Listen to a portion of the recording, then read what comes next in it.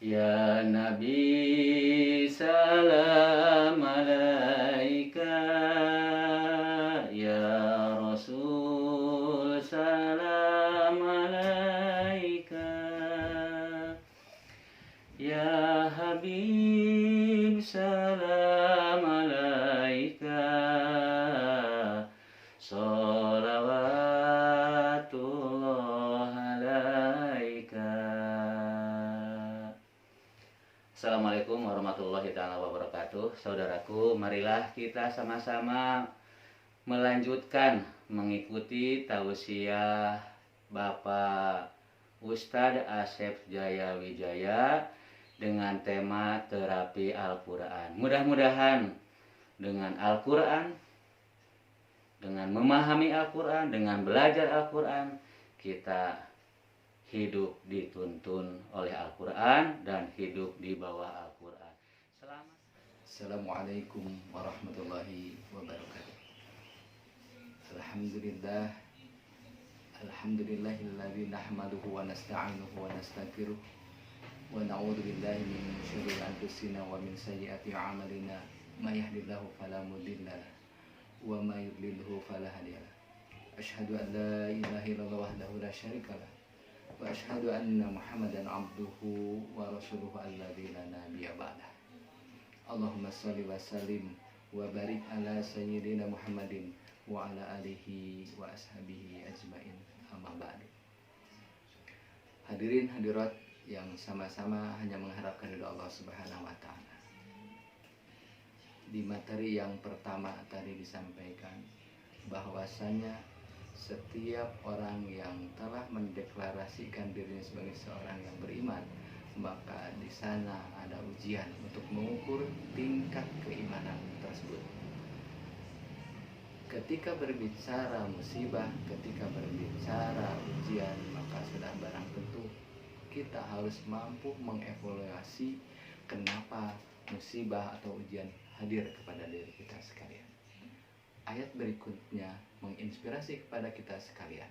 Wa ma asobakum min musibatin fabima kasabat aydikum wa'fu an katsir. Apa-apa yang menimpa kepada kamu dari berbagai musibah, boleh jadi apa yang telah kamu usahakan.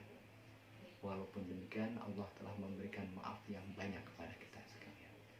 Dengan ayat ini, musibah itu akan hadir kepada kita, boleh jadi akibat dari perilaku kita.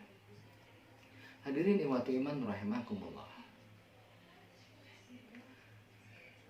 Betapa banyak yang namanya musibah, betapa banyak yang namanya ujian yang senantiasa menerpa kepada diri kita sekalian, tetapi terkadang kita tidak mampu mengevaluasi kiranya apa yang menyebabkan musibah itu hadir kepada kita sekalian. Boleh saya memberikan ilustrasi. Ketika kita berada di rumah yang sangat nyaman, ada AC-nya, tumanina, tiba-tiba masuk ke dalam rumah kita lalat, tikus, dan kecoa. Yang punya rumah dibuat gagal fokus dengan fenomena tersebut, maka dikejar-kejarlah lalat, tikus, dan kecoa.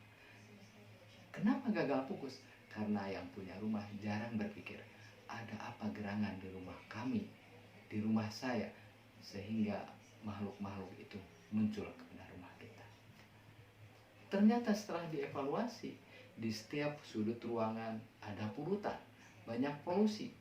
Sudut ruangan yang satu ini ada sampah, yang sebelah sini juga sampah. Jadi sehebat apapun kita mengusir sampah, atau sehebat apapun kita mengusir lalat, tikus, dan kecoa, sepanjang rumahnya belum dibersihkan dari lalat, dari sampah, dari berbagai kotoran, maka pasti lalat akan kembali lagi. Ilustrasi ini bisa kita masukkan ke dalam tubuh kita. Rasulullah SAW pernah menyampaikan, Inna fil jasadi mudghah, sesungguhnya di dalam tubuh ini mudghah ada segumpal daging. Idza saluhat saluhal jasadu kullu wa idza fasadat fasadal jasadu kullu. Fahiya qalbi. Sesungguhnya di dalam tubuh ini ada segumpal daging. Apabila sehat, maka sehat seluruh organ tubuhnya.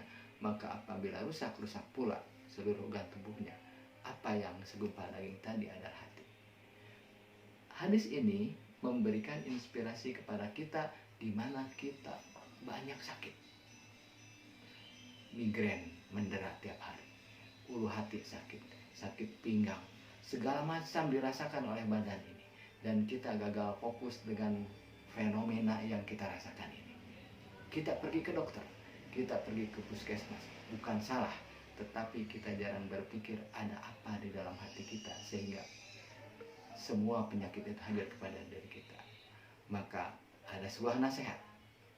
Sehatkanlah sakit hatimu, maka akan sehat seluruh tubuhmu. Apa sakit hatinya?